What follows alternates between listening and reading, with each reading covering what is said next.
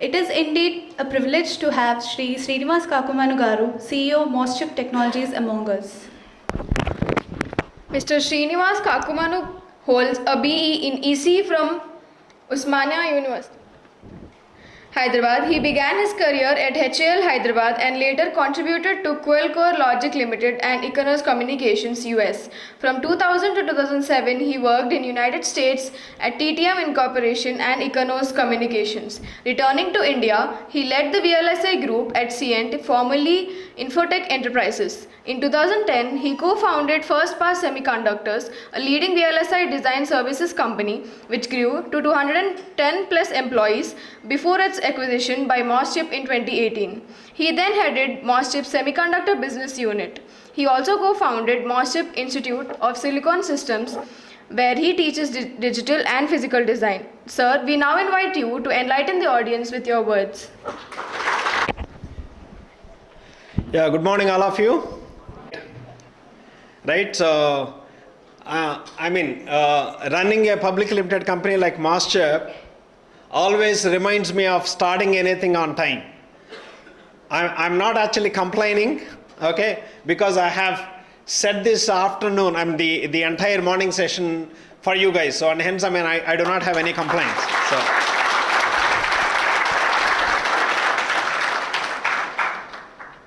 Yeah, Professor Ramakrishna Garu, Dr. R. Srinivas, and the rest of the teachers and students, a very, very warm welcome to Aakruthi.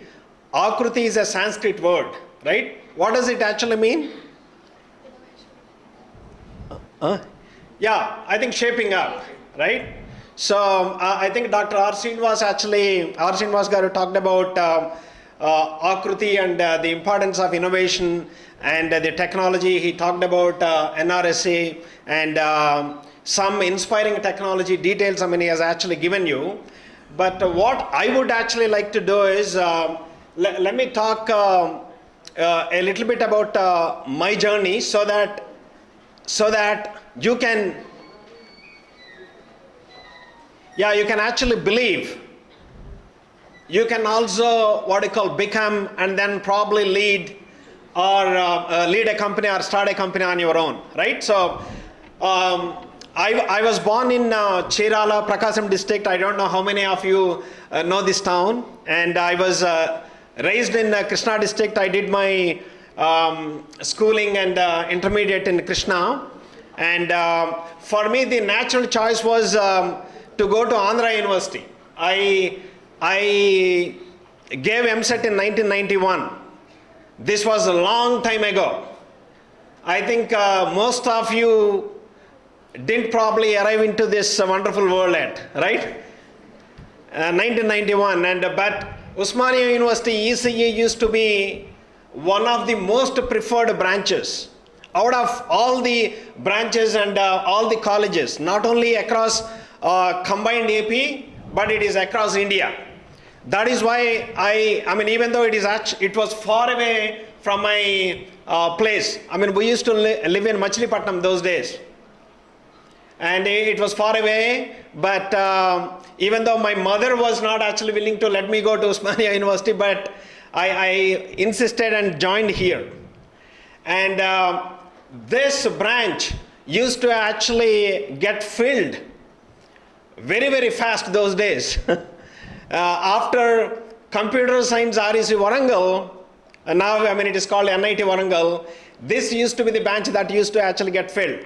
And I was fortunate enough to get a seat in ECE here, and it gave me an opportunity to meet with wonderful minds. Lot of students. We were about 59 students in that class, and 50 plus 9. That's how it actually became 59. And there used to be some wonderful minds, and people came from different parts of the combined state, from different cultures and so on and so forth. That was the first time that I actually got exposed to diversity, right? People, many of us probably had the privilege of going to good schools. Maybe, I belong to a middle class family, but there were a lot of students, in my class, they were from lower middle class or even poor background. But they still actually made it to this college. That really used to inspire me quite a bit. I'm sure some of you here would have actually had that kind of a background. But the beauty of this college is it treated everyone equally well, and it gave an equal opportunity to every one of us, right? In fact, maybe your fees would have actually gone up now.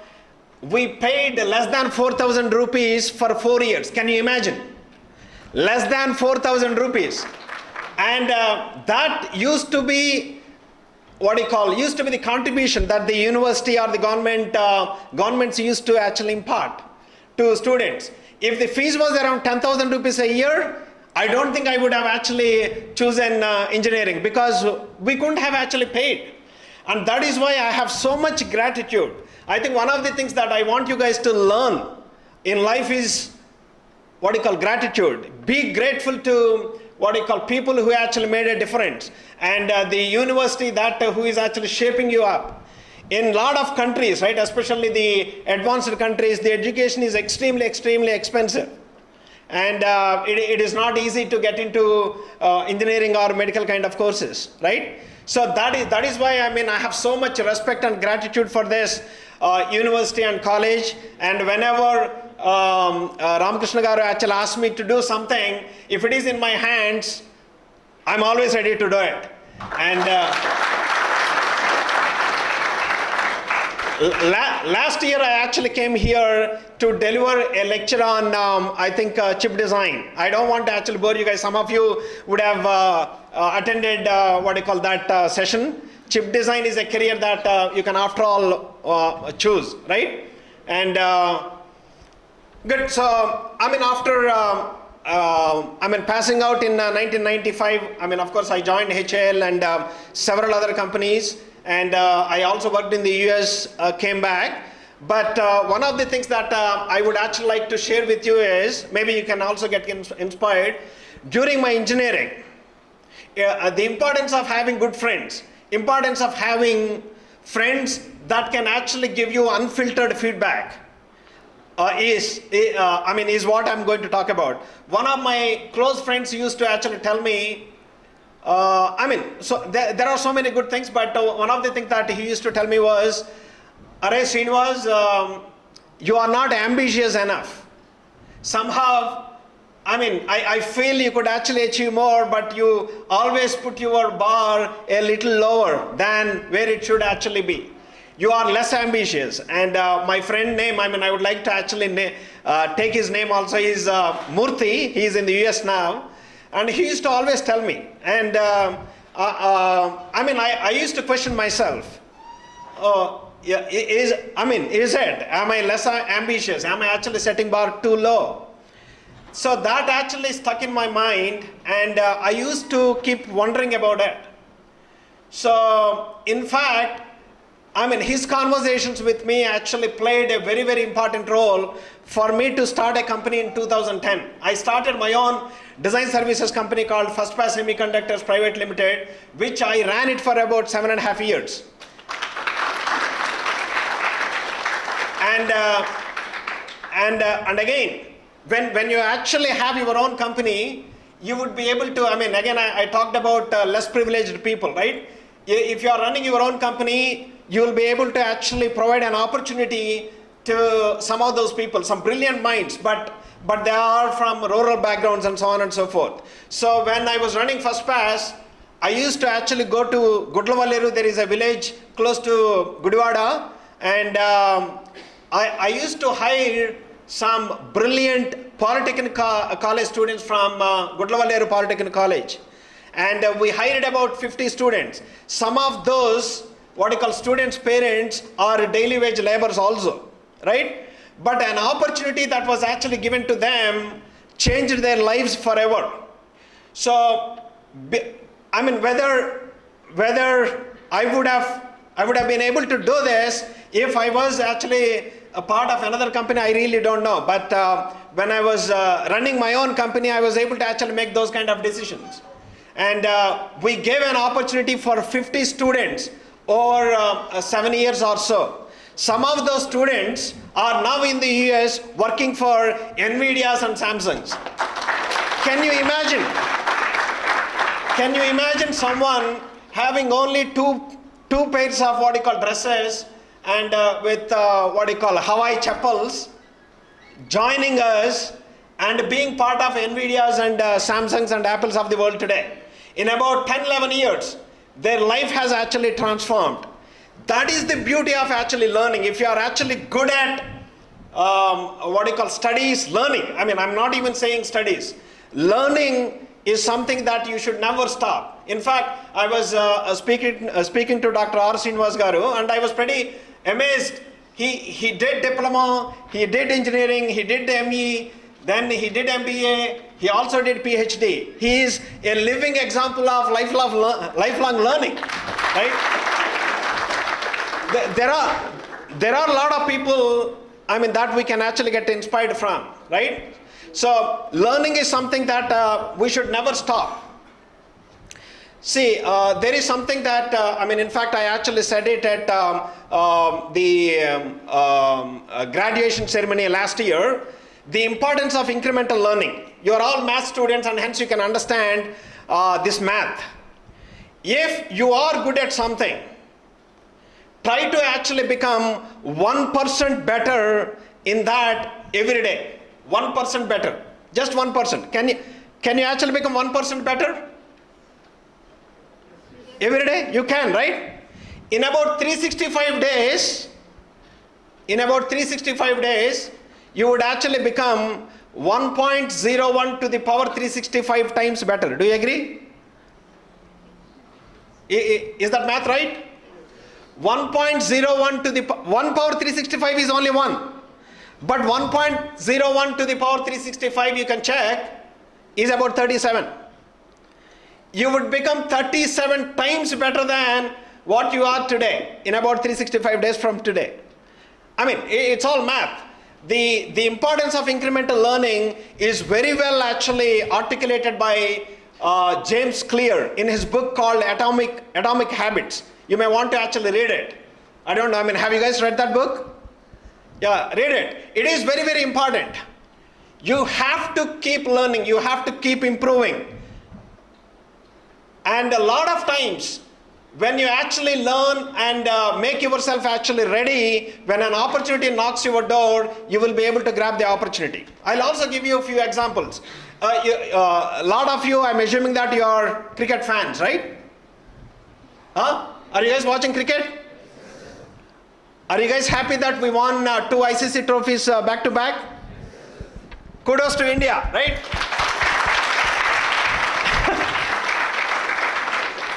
In that World Cup, Surya actually took a fantastic catch, right? Do you think he would have actually caught it if he did not actually practice enough?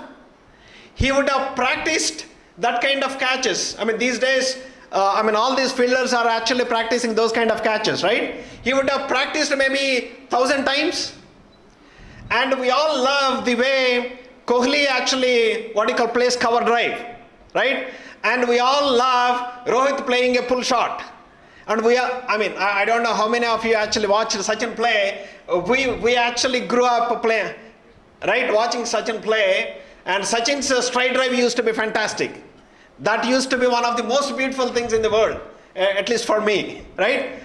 All these guys, they practice. They make adjustments. They tweak their technique. They make sure that their execution doesn't actually falter. Because when the opportunity comes, you will have to grab it. If Surya actually squandered that opportunity, all of us would have, right? All over him, right? And the kind of accolades that he actually got was phenomenal. That is the importance of learning, practicing. It's extremely, extremely important, right? And also, some of you might be actually graduating this year, I'm assuming. and you would obviously take up a career, and you might probably work for about 35 or 40 years. So I think you can actually divide your career into 5-year chunks. 5-year chunks. In the next 5 years, what should I actually become? And you have to try becoming that.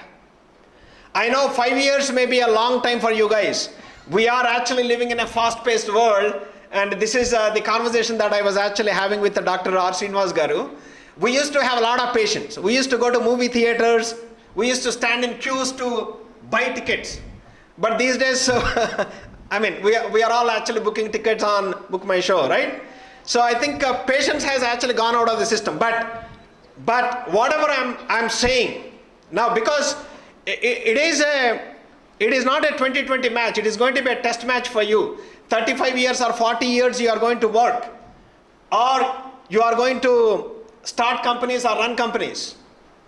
And every 5 years, I mean, in the next 5 years, what I really want to become is something that you will have to always plan and then work towards it. And in that process, apart from learning, time management is also extremely important. I consider myself as lucky because we did not have so many distractions those days. Today, I think more than the to-do list, I believe you guys should have a not to-do list. Right? There are so many distractions. I'm not actually against, say, social media. I mean, obviously, social media is a beautiful platform. You can share your life learnings. Maybe you can stay in touch with your friends. You can communicate. You can do a video chat. I mean, there are so many good things. But what I've actually seen is people spending so much time on WhatsApps. I'm assuming that all of you have Facebook, Instagram, and WhatsApp accounts. And how many of you actually post some videos or pictures and then wait for likes or whatever, right? So this is, so much of distraction. I think, what we should actually do is, we have to budget time for some of those things. We should not invest more time than that. So having not to do list is also very important in life for you to obviously grow, right?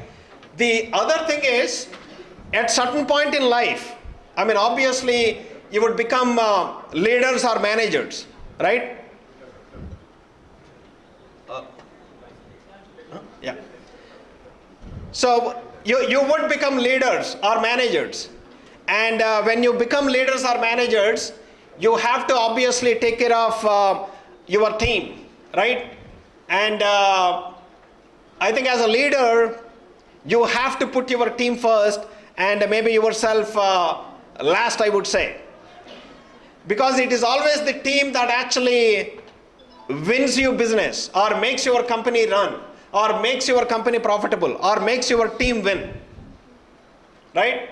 And I'll give one example, right? If you look at Rohit Sharma used to actually play a little slow and then used to make a lot of these big double hundreds, right? He actually made like 3 double hundreds. But now, for the sake of the team, to give the team the impetus at the start, he's actually putting himself in the line of fire and playing aggressively so that we could actually score quickly so that the latter batsman can have time, right, to play out. So that is the quality of the leadership, right? Leaders should be willing to actually sacrifice. I'm sure you would become leaders at a certain point in time. And I want you guys to, think about it and inculcate that kind of quality. It is all about others, not about us. If we take care of others, they will take care of us, right? That is something that I want you guys to basically keep an eye on it. And the other thing is, see, when you actually become successful, of course, you guys are definitely successful because you could secure a seat in such a prestigious college and you would secure a job or maybe an MBA or MTech seat somewhere. You're all successful already and you would definitely become successful. But when you become successful, you have to actually watch out overconfidence or arrogance, I call it, or the ego hitting you, right? Sometimes, I mean, if ego actually creeps in, then you basically stop learning. You would say, yeah, I know it, or I don't have to learn anything. I know it all, sort of thing, right? So ego and arrogance are few things that you have to actually stay away. That is why it is important for us to have a friend of us or maybe our spouse to give us that unfiltered feedback. Hello, I think you become arrogant. You stopped learning, right? What is this egoistic nature? Somebody should actually be willing to give us that kind of feedback.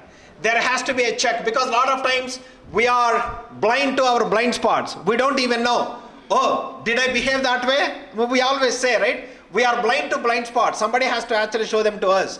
They have to show us the mirror, right?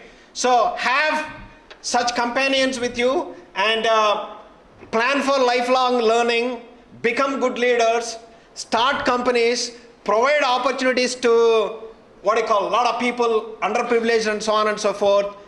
More than anything else, be a good person, right? Before becoming a good professional, you have to be a good human being, right? And I would actually like to recite one Sanskrit pajam. I don't know whether I will remember it correctly, because this is Aakruthi. Aakruthi is a Sanskrit word, and you have Trishna, then there is Laghu Chitra and all that. So I will recite this Sanskrit pajam, and I am assuming that you all know Hindi, and you all would have studied Sanskrit to score 100 out of 100 in intermediate. But let me actually recite this pajam, and I'll give the summary at the end, and then I'll probably leave you guys, right, for the rest of the event. I don't know whether you came across this, but let me say it. Keyurani nabhushayanti purusham harana chandrojvala na snanam na vilepanam na kusumam nalankruta murtaja vanyeka samalankaroti purusham ya sanskrita dharyate kshiyante khalu bhushanani satatam vagbhushanam bhushanam. What it actually means is, all the materialistic things would actually perish. At the end, what will remain is your character and the way you basically led your life and the way you talked and treated your, people around you, right? So that is why I said, be a good human before you become a good professional, right? I wish you all the best for the event, and thank you for inviting me to this event, and I really enjoy. And again, the other thing is, keep sharing your knowledge with others. That's very, very important. Thank you.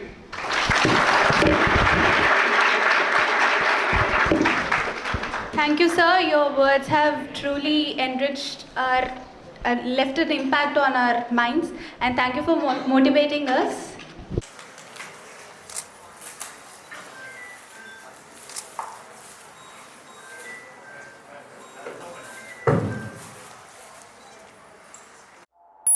You